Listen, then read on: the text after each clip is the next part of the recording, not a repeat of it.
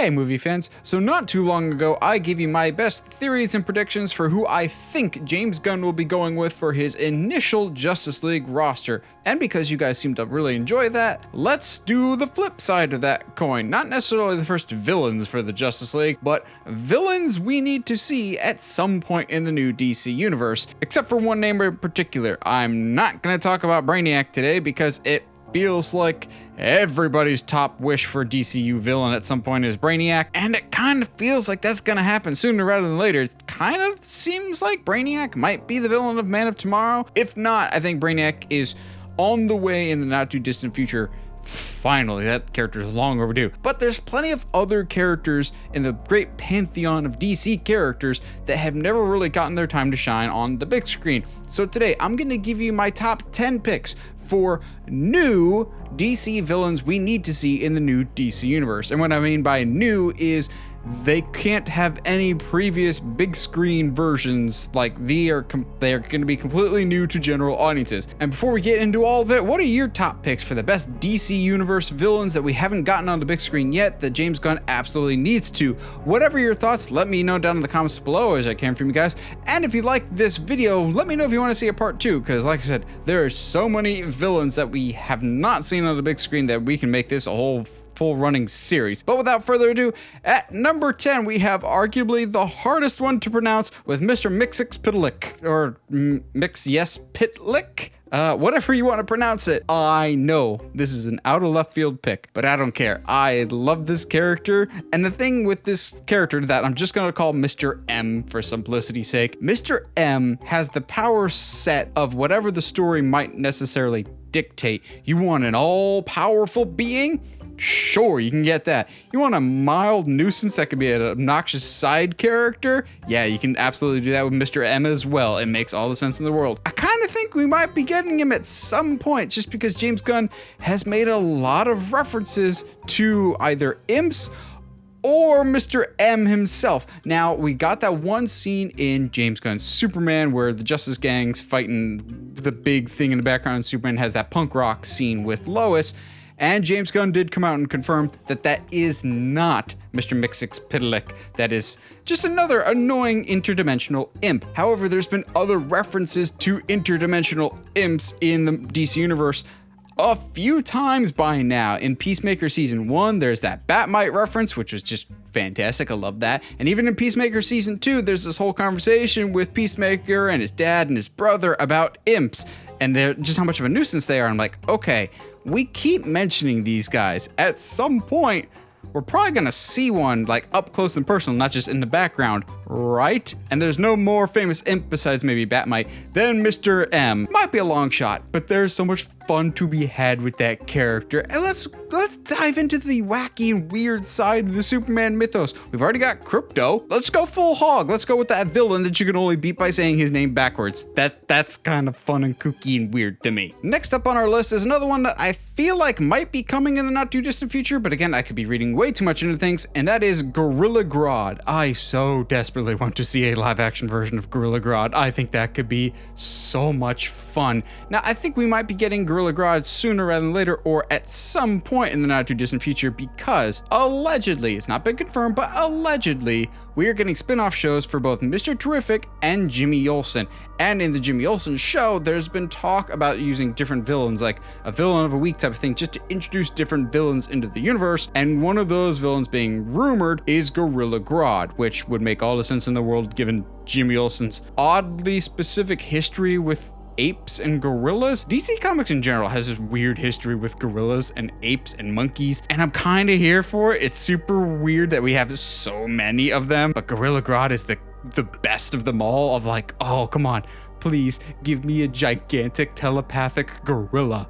Please, let's fully embrace the weird here. We already got Starro. I don't think it's too much of a leap to go from Starro to Gorilla Grodd. Come on, it could be fun and weird and out there. Next up is another villain that I see very highly requested among DC fans, and that is Mongol. I really like Mongol. He's not like the highest of priorities for me. There's other characters that I want to see more, but in terms of characters that could go toe-to-toe with Superman or the Justice League that could pack quite an interesting punch, Mongol would really be up there. He's the villain in one of the most famous Superman stories of all time, of For the Man Who Has Everything, which got turned into one of the first episodes of Justice League, which basically like Mongol attached this like alien creature to Superman's chest that gives him his heart's desire, and he doesn't even realize that he's in his mind prison basically. But besides that, Mongol has gone toe-to-toe with Superman, he's gone toe-to-toe with Justice League.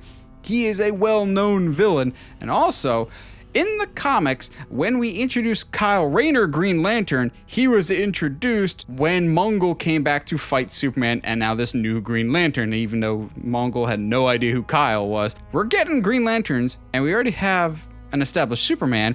Could be a reach, but Mongol? Maybe. There's an outside chance. Next up on the list is a very personal pick for me, just because this is a character that I have so desperately wanted for so many years now, and I would love to see him in the DC universe. However, I feel like he fits better somewhere else, and that is Tommy Elliott, also known as Hush. Batman fans have been clamoring for two things for the longest time. It is either Hush or the Court of Owls, and if I'm being greedy, I want them both soon, please, because I love them both a lot. The only reason I'm just like, I don't know if I could see it or not, is I feel like Hush might be a better fit for the Pattinson universe. And again, that at the time of recording is separate from the main DC universe. Like, those are going to be two separate things, despite James Gunn sending out some really weird statements every time I think one way or the other. I feel like Pattinson is a separate universe, and if that's the case, I feel like both Court of Owls and Hush both kind of belong more in the Pattinson universe than the DC universe. I would be totally fine in either universe that they show up, but Hush, to me, having a highly intelligent villain with one of the coolest and most original designs in comics. I love Hush's design so much. I loved his appearance in Arkham City. Not so much what they did to him in Arkham Knight, but that's a tangent for another day. I have wanted Hush on the big screen for the longest time. Doesn't matter if it's in the DC universe, but if I had to choose, I think he fits better in the Pattinson universe, and that feels like there's been plenty of Easter eggs already to set that up with the whole Hush money thing when Bruce makes the big discovery as Batman about what his parents were really like. Please give me Hush.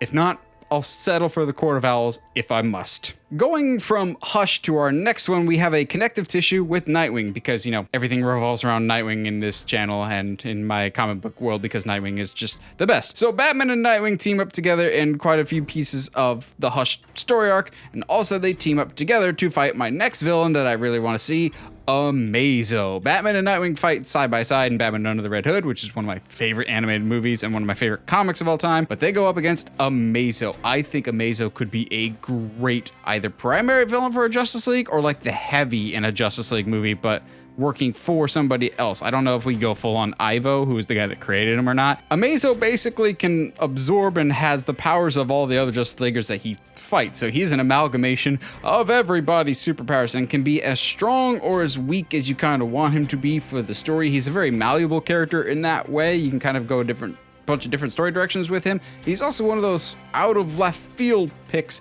that could provide a lot of fun story potential. I don't think he's a likely candidate, but I would really love to see Amazo. And James Gunn seems to like those like obscure pulls, and Amazo definitely would fit that bill pretty nicely. Next up, we're gonna switch from Justice League villains to a Teen Titans villain, because again, we heard that the Teen Titans movie has been delayed a little bit as James Gunn kind of shifted the writer of that movie to a different project, and it seems like she's working on Wonder Woman instead. We're kind of backburnering Teen Titans. That being said, I still believe we're getting a Teen Titans movie at some point in this universe. At least we better. Do not deprive me of Nightwing. I know dynamic duos may or may not be canon to this universe, and that's driving me nuts not knowing that, but at some point we gotta get Nightwing and the rest of the Titans, and if that's the case, well, Deathstroke's already made an appearance in Justice League before, but no. If we're getting a Titans movie, at some point, I desperately want to see a live-action version of Trigon, and let's do it right this time. Not like the Titans show, but Trigon in all of his demonic evil glory. I want him to be mega. I want to be this all-powerful villain type that we know from the glory days of the Teen Titans show. And besides Slade, Trigon was the guy, and I would love to see him on the big screen. He's an actual genuine threat that you could put against just about anybody in the DC universe, and it would be a good fight. It would be a great challenge to see. I don't know necessarily if I'd want him as the first Teen Titans villain, but at some point, you gotta have him because he's kind of critical to at least one member of the Teen Titans and just the overall story. Plus, there's other villains that you can incorporate, like Brother Blood, who has a very strong connection with Trigon. But Trigon, oh yeah, we need to see him, please, as soon as humanly or inhumanly possible. Now, this next villain that we're going to talk about is kind of dependent on who the character is that he's going up against, and by that I mean the Reverse Flash. I love the Reverse Flash. He's one of my favorite villains of all time, and the thing is, I loved when Superman came out and everyone had all these memes about Lex Luthor being a generational hater. Oh boy, Reverse Flash gives Lex Luthor a run for his money. That dude is one of the biggest haters in comic book history. That man lives to torture Barry Allen, and that's the problem. Reverse Flash only really works in the DC universe if Barry is the Flash, and I don't know with 100% certainty if that's going to be the case. I actually kind of lean more towards James Gunn using Wally West as the primary Flash, just because for many decades, that was how it was in the comics. Barry disappeared in Crisis on Infinite Earths, Wally took over, and for a generation of kids, Wally was their first Flash. When I watched Justice League the Animated Series, it was Wally. I didn't know for many years that Barry was like the main guy until I believe it was Jeff Johns that reintroduced him, just like he brought back Hal Jordan. And Wally West has kind of been mistreated in the comics in recent years, let's just put it nicely. But Reverse Flash doesn't really have that dynamic with Wally. He's a hater among haters against Barry. And if we're going with Wally Flash, that's, again, a big assumption. There's not as much of a connection there. If we're going with Barry again, then, oh, absolutely, by all means, go with Reverse Flash and give me that yellow suit. Make it as bright and obnoxiously yellow as humanly possible. Please, that's what makes the character work.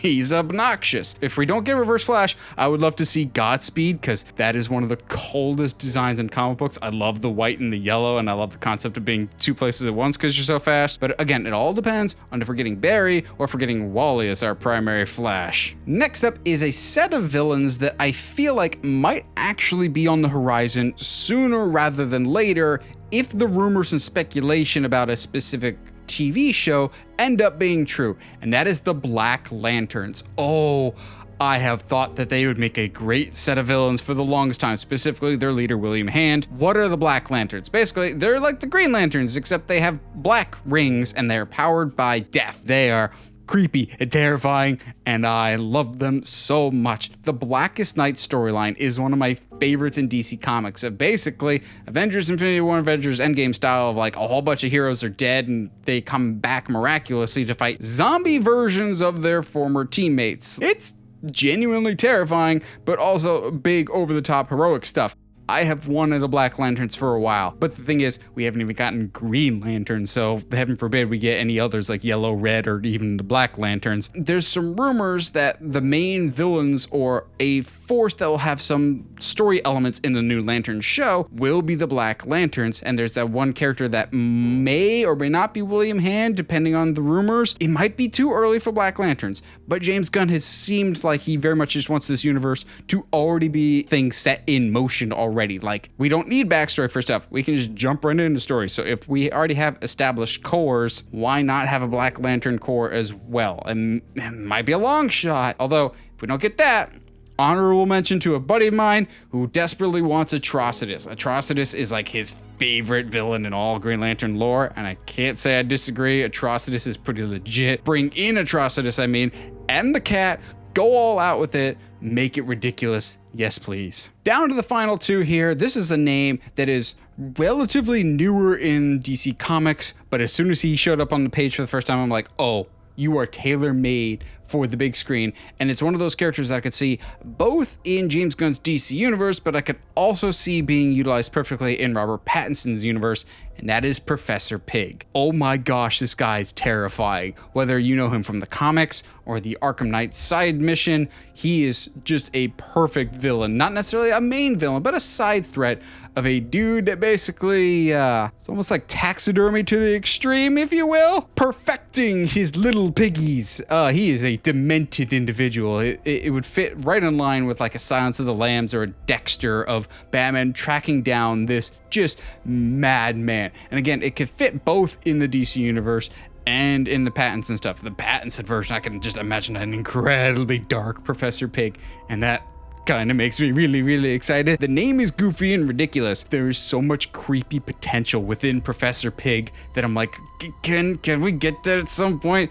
A lot of Batman villains have gotten their time to shine. We can wait on another Joker. We can wait on another Two-Face or Riddler or Penguin. We've gotten them before. Give me some ones that we haven't gotten the spotlight on in a while or ever. Like Professor Pig, yes please, that has so much potential right there. Lastly, for names of villains that I think we need in the new DC universe at some point, I'm gonna go with the name that I think will actually end up being the Justice League's first main antagonist, and that is Vandal Savage. So when James Gunn was introducing this whole universe, both in Superman and in the Gods and Monsters thing, he talked about how metahumans have been around in this world for a while. He specifically said, I think 3,000 years. Could that first metahuman that's on Earth be Vandal Savage? This immortal, basically dictator figure that can't die and has been a thorn in the Justice League side many a times, created the Legion of Doom in various incarnations. He is a force to be reckoned with.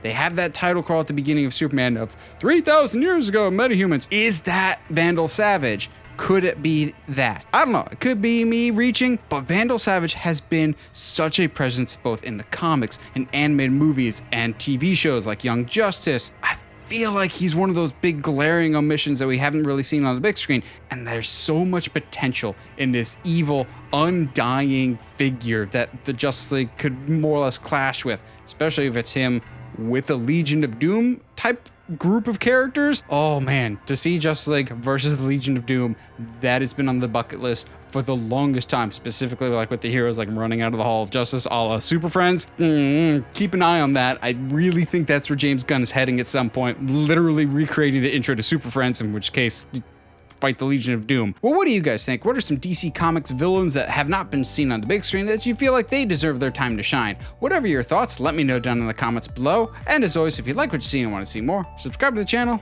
And as always, stay sharp, movie guys and gals.